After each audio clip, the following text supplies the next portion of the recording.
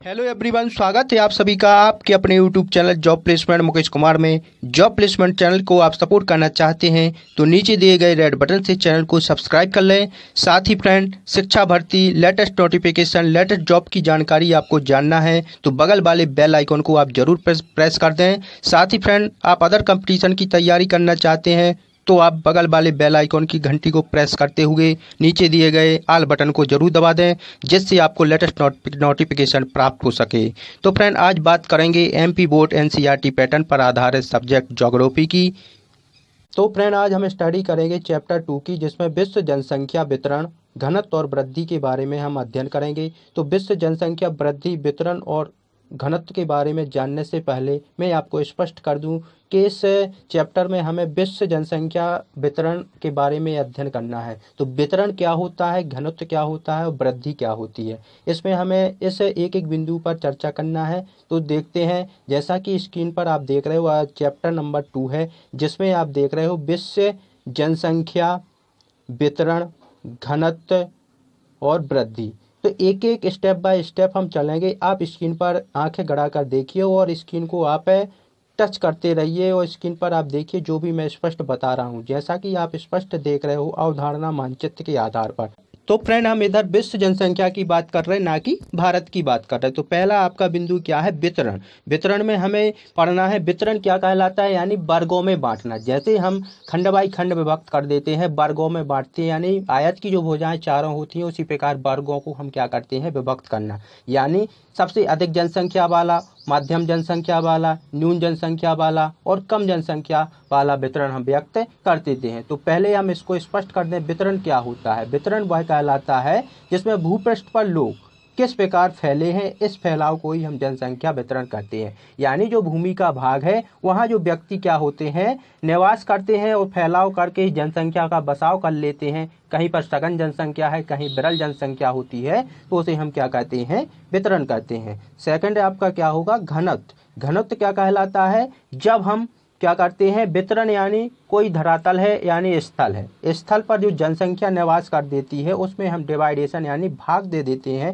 यानी घनत्व बराबर कुल जनसंख्या। यानी जैसे आप एग्जाम्पल के तौर पर देखते हैं, भारत की जनसंख्या 1 अरब 200 करोड़ के आसपास है। तो इसमें जो इसका हम जनसंख्या लेंगे और कुल क्षेत्रफल यानी इसका क्षेत्रफल में भाग देने पर जो ही प्राप्त हो जाता है तो वो आपका क्या आ जाता है, घनत्व आ जाता है। अगला आप क्या है, जनसंख्या परिवर्तन का इसमें अध्ययन करना है। तो जनसंख्या परिवर्तन के घटक यानी फैक्टर क्या होते हैं, घटक यानी तत्व, यानी इसको प्रभावित करने वाले फैक्टर क्या है, जनसंख्या परिवर्तन कैसे होती है। जैसे स्त्री है, पुरुष जनसंख्या है, तो इसमें जो परिवर्तन कैसे लाते हैं, जिसमें हम इसमें अध्ययन करेंगे जन्म दर, मृत्यु दर, यानी जन्म डेट और यानी जन्म दर और मृत्यु दर और प्रवास, इसके दौरान ही क्या होता है, जनसंख्या परिवर्तन होता है। आगे हम विस्तार से एक एक बिंदु पर चर्चा करेंगे। अगला है प्रभाव।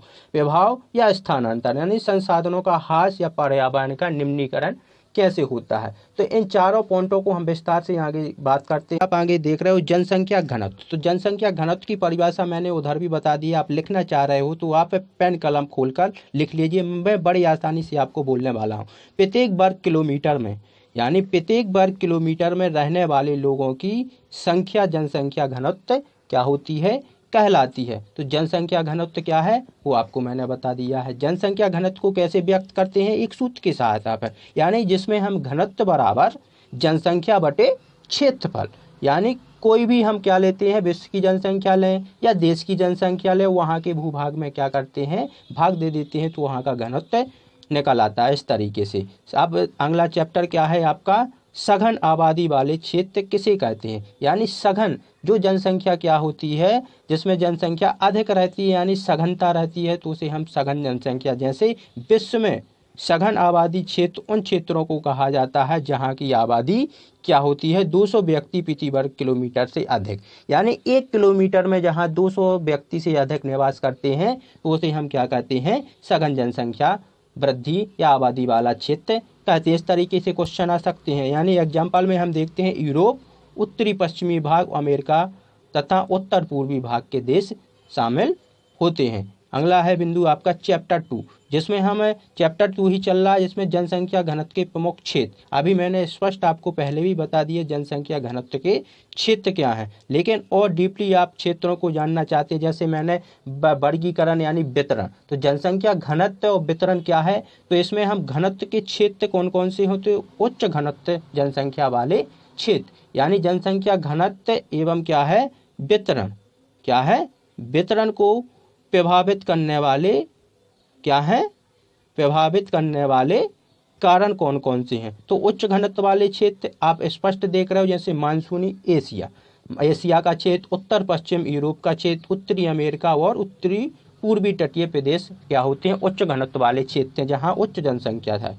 जबकि मध्यम घनत्व वाले क्षेत्र एशिया, चीन, दक्षिण भारत और पूर्वी क्षेत्र इसमें शामिल है। जबकि विरल घनत्व जनसंख्या वाले क्षेत्र आप देखते हो उत्तरी ध्रुव और उष्ण और शीत मरुस्थलीय यानी रेगिस्तान का क्षेत्र और ठंडे क्षेत्र होते हैं। जबकि विषुवत रेखा के निकट उच्च वर्षा वाले क्षेत्र भी इसमें क्या होते हैं, विरल जनसंख्या, जहाँ क्या मानव के लिए अनुकूल वातावरण नहीं होता है, तो उधर इस प्रकार की जनसंख्या क्या होती है, निवास करती है। इस तरीके से फ्रेंड हम देख सकते हैं कि वितरण क्या है, जनसंख्या घनत्व स्पष्ट हो गया। आगे हम कुछ इसमें जो मुख्य इस प्रकार से क्वेश्चन बन सकते हैं, यानी प्रश्न क्रमांक ऐसे बन सकते हैं कि किसी देश का वास्तविक जनसंख्या घनत्व क्या होगा, यानी किसी देश का वास्तविक धन क्या होता है, उस देश के निवासी ही क्या होते हैं, वास्तविक धन की श्रेणी में आते हैं।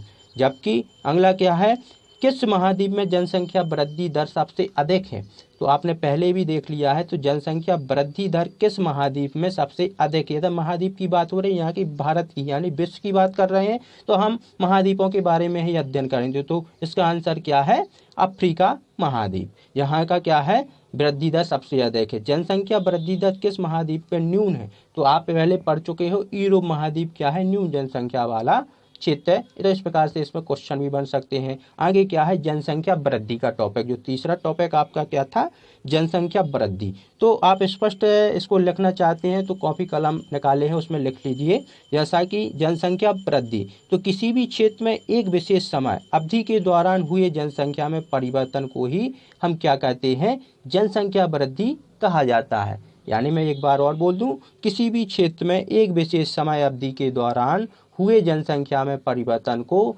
जनसंख्या वृद्धि दर कहा जाता है। जैसे एग्जाम्पल के तौर पर यह परिवर्तन धनात्मक और ऋणात्मक दोनों तरीके से हो सकता है, कहीं विरल जनसंख्या है, कहीं अधिक जनसंख्या है। अगला चैप्टर आपका पॉइंट बिंदु था 4, जिसमें हमें जनसंख्या में परिवर्तन के घटक, तो जनसंख्या परिवर्तन के घटक को हम क्या पहले ही हमने बता दिया है, जन्म दर, मृत्यु दर, यानी जो 3 पॉइंट पर आधार परिवर्तन क्या होती है, एक जन्म दर होती है, एक मृत्यु दर होती है, एक होता है प्रवास। प्रवास मीन्स होता है यानी स्थानांतरण, हम एक स्थान से दूसरे स्थान पर जब क्या कर लेते हैं, निवास कर लेते हैं, उत्प्रवास होता है, अप्रवास होता है। तो इधर हम जन्म दर की बात करते हैं, जन्म दर और मृत्यु दर, इन दोनों में फ्रेंड डिफाइन कर लेते हैं, यानी अंतर समझ लेते हैं, तो आपको स्पष्ट हो जाएगा कि जन्म दर और मृत्यु दर क्या है, यानी डेथ रेट और बर्थ रेट क्या होती है। जिसमें हम देख लेते हैं, यानी जन्म दर क्या कहलाती है, प्रति 1000 व्यक्तियों के पीछे जन्म लेने वाले शिशुओं की दर को ही क्या कहते हैं, हम जन्म दर कहते हैं। ऐसा बोल सकते हैं, प्रति 1000 व्यक्तियों के पीछे जीवित शिशुओं यानी बच्चों की संख्या को, जन्म लेने वाले बच्चों की संख्या को जन्म दर कहते हैं। और मृत्यु दर क्या होता है, इससे विपरीत, यानी प्रति 1000 व्यक्तियों के पीछे मृतक यानी मृत शिशुओं की दर को ही क्या कहते हैं, मृत्यु दर कहते हैं। दोनों में अंतर हम 3-4 पॉइंटों में देख लेते हैं। यानी इसकी गणना क्या की जाती है, प्रति 1000 प्रति वर्ष की दर से, यानी 1000 हम पुरुषों के ऊपर प्रति वर्ष की दर के आधार पर हम इसे व्यक्त करते हैं। जबकि मृत्यु दर भी इसी प्रकार के आधार पर व्यक्त करते हैं। जैसे जन्म दर मृत्यु दर से अधिक हो तो इसे धनात्मक वृद्धि दर करते हैं, यानी जो जन्म दर मृत्यु दर से अधिक है तो क्या होती है, धनात्मक होती है। जब मृत्यु दर जन्म दर से अधिक हो जाती है तो ऋणात्मक वृद्धि दर होती है। तो इस प्रकार से हम अंतर स्पष्ट कर सकते हैं। स्क्रीनशॉट लेकर आप इसको फ्रेंड लिख सकते हो। अगला है प्रवास। प्रवास क्या होते हैं, प्रीतिकर, कारण या आकर्षण, यानी इसमें हम प्रवास में भी अंतर समझ लेते हैं। प्रवास क्या होता है, एक स्थानांतरण होता है। जब व्यक्ति क्या होता है, एक स्थान से दूसरे स्थान पर क्या होता है, यानी अपने देश से अंतर्राष्ट्रीय क्या कर लेता है, निवास, स्थायी तौर पर निवास कर लेता है तो वो क्या कहलाता है, प्रवास। यानी अपने देश से दूसरे देश में क्या हो जाता है, वो क्या होता है, चला जाता है, तो वो क्या होता है, प्रवास कहलाता है। उत्प्रवास यानी वो दूसरे देश से अपने देश में आ जाता है तो उसे हम क्या कहते हैं, उत्प्रवास कहते हैं। इस प्रकार से हम क्या है, तीनों पॉइंटों के बारे में चर्चा हो चुकी है। अगला बिंदु देख, अब इसमें फ्रेंड इस तरीके से अभ्यास का शुरू हो जाएगा। यानी जो वस्तुनिष्ठ क्वेश्चन होते हैं 1 नंबर के या 2 नंबर के बहुविकल्पीय क्वेश्चन होते हैं, साथ ही 1 नंबर के क्वेश्चन पूछे जाते हैं, कंपटीशन के तौर पर भी बहुत अच्छे क्वेश्चन माने जाते हैं। तो इस प्रकार से आप क्वेश्चन देख सकते हो। पहले क्वेश्चन पर बात करते हैं, विश्व में जनसंख्या का परिवर्तन वार्षिक व्यक्ति दर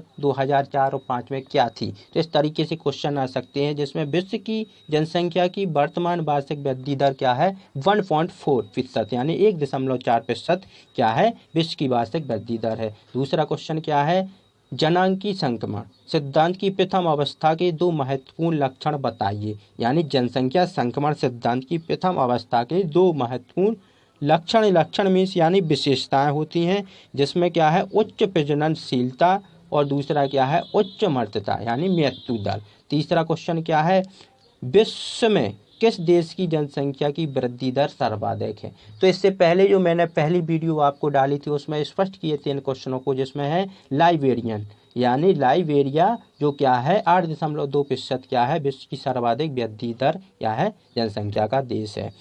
अगला है, विश्व किस देश की वृद्धि दर सबसे अधिक है। तो विश्व में किस देश की वृद्धि दर सबसे कम है, वो क्या है, वेटवियन यानी 1.5% है। अगला क्वेश्चन क्या है, विकासशील अफ्रीका देशों में जीवन प्रत्याशा कम क्यों है। यानी यहाँ जीवन प्रत्याशा इसलिए कम है, अन्य प्रकार की बीमारी HIV एड्स जैसी जानलेवा बीमारियों के कारण क्या होता है, इधर जीवन प्रत्याशा क्या होती है, कम होती है। इस तरीके से आप इसके आंसर लिख सकते हो, स्क्रीनशॉट भी ले सकते हो। तो फ्रेंड आगे हम वस्तुनिष्ठ क्वेश्चन यानी बहुविकल्पीय जो क्वेश्चन आते हैं उसके आंसर मैं आपको बताने वाला हूँ। इस तरीके से 2 क्वेश्चन इस चैप्टर से जरूर पूछे जाएंगे। कंपटीशन में भी कभी आ जाता है सूत्र वगैरह, जो जनसंख्या घनत्व का क्या है। इस तरीके से हम पहले जो क्वेश्चन की बात करेंगे यानी पहले ऑब्जेक्ट सही विकल्प की बात करते हैं। जैसा कि आप देख रहे हो, पहला क्या है, इस तरीके से देख रहे हो, किस लक्षण से लोगों की पहचान नहीं होती है। यानी किस लक्षण से लोगों की पहचान नहीं होती है, क्वेश्चन मार्क लगा है। पहला क्या है, आयु, दूसरा क्या है, लिंग, तीसरा क्या है, व्यवसाय, फोर्थ क्या है, उद्योग। यानी अब चारों में आप सेंस लगाकर भी स्पष्ट कर सकते हो, लक्षण की पहचान नहीं होती है। तो आंसर इसका क्या होगा, सही डी ऑप्शन क्या है इसका सही, क्या है, उद्योग, क्या है इसका सही आंसर, उद्योग यानी डी वाला। अगला क्या है, औसत विश्व लिंगानुपात। अगला क्वेश्चन क्या है, औसत विश्व लिंगानुपात है। तो औसत विश्व लिंगानुपात 970, 980, 990, 995। तो इसमें आंसर क्या होगा, सही सी नंबर का यानी 990 क्या है इसका आंसर सही है, यानी कौन सा आपका सी का। अगला है, निम्नतम यानी न्यूनतम लिंगानुपात किस प्रदेश में है। यदि प्रदेश की बात कर रहे हैं, मिस्र है, कुवैत है, UAE है, ईरान है। तो कहाँ का लिंगानुपात सबसे क्या है, न्यून यानी कम है। कहाँ का है, यानी UAE का क्या है, लिंगानुपात सबसे कम है। इसका सही आंसर क्या हो जाएगा, बी हो जाएगा। अगला क्या है, किस देश में प्रतिकूल लिंगानुपात है। फोर्थ क्वेश्चन की बात कर रहा हूँ मैं इधर, किस प्रदेश में प्रतिकूल लिंगानुपात है। यानी प्रतिकूल यानी विपरीत, यानी विपरीत में इसमें क्या है, आंसर क्या होगा आपका सी आंसर सबसे इसमें सही है। सही आंसर क्या है, सी कौन सा है, 72 यानी 72। लास्ट क्वेश्चन इसमें 5वां है, कितने प्रदेशों में अनुकूल लिंगानुपात है। अनुकूल, इधर प्रतिकूल की बात हुई तो अनुकूल का आंसर क्या हो जाएगा, इसका सही ऑप्शन आप लगाएंगे डी ऑप्शन यानी 139 यानी डी ऑप्शन इसका क्या है, सही है। मैं एक बार और रिवाइजन कर दूं, इस तरीके से पहले का आपका ऑप्शन आंसर क्या होगा, डी होगा। दूसरे का आपका क्या होगा, औसत विश्व लिंगानुपात का आपका क्या है, सी है। तीसरे का आपका क्या है, बी है। फोर्थ का आपका क्या है, सी है। और 5 का आपका क्या है, डी आंसर है। आगे क्वेश्चन की बात करेंगे। अगला 6वां क्वेश्चन है, जिसमें हम देखते हैं, यूरोपीय देश में स्त्रियों की कमी का कारण क्या है। यूरोपीय देशों में स्त्रियों की कमी का कारण क्या है। निम्न जन्म दर है, उच्च मृत्यु दर है, स्त्रियों का उच्च स्तर है, या पुरुषों का बेहतर स्तर है। तो इसका सही आंसर क्या है, सी नंबर का क्या है, सी नंबर का सही आंसर है, जिसमें स्त्रियों का उच्च स्तर। अगला है किस महाद्वीप में लिंगानुपात कम है। किस महाद्वीप की बात कर रहे हैं तो लिंगानुपात जैसे यूरोप, एशिया, उत्तरी अमेरिका, ऑस्ट्रेलिया। तो सबसे कम क्या है, किस महाद्वीप में क्या है लिंगानुपात कम है, वो आपका उत्तरी अमेरिका में लिंगानुपात क्या है कम। इसका आंसर क्या है, सॉरी फ्रेंड, इसका आंसर एशिया है। सॉरी, सी नहीं है आपका, क्या है बी आंसर इसका क्या है सही है। यानी जे मैं आपको एक बार और स्पष्ट कर दूं, यानी इसका आंसर क्या है बी, यानी जे सही है, जे आपका गलत बताया था मैंने, सॉरी। अगला है आपका 8 नंबर का वृद्ध लोगों का आयु वर्ग किस आयु से अधिक है। वृद्ध लोगों का आयु वर्ग किस आयु से अधिक होता है। तो इसका सही आंसर आपका क्या है डी, यानी 60 वर्ष है, क्या है सही आंसर है, ना कि 40 वर्ष या 45 वर्ष या 50 वर्ष। 9वें क्वेश्चन की बात करते हैं, 9th क्वेश्चन की। यानी ऑस्ट्रेलिया में किस प्रकार का जनसंख्या पिरामिड मिलता है। पिरामिड यानी एक दूसरे से इस प्रकार से बना हुआ। अगला क्या है, इसका आंसर विस्तृत, क्या है जनसंख्या पिरामिड मिलता है विस्तृत, ना कि स्थिर या आसमान या ऋणात्मक। क्या है ऑस्ट्रेलिया में कैसा है विस्तृत, क्या होता है क्या मिलता है पिरामिड। लास्ट क्वेश्चन है विस्तृत जनसंख्या पिरामिड किस आकार का है। विस्तृत जनसंख्या पिरामिड किस आकार का है, वो चौड़ा आधार का, यानी इसका आंसर भी ए है। तो इस प्रकार से मैं एक बार और आपको स्पष्ट कर दूं, 6वें का आंसर क्या है आपका सी है, क्या है सी आंसर है।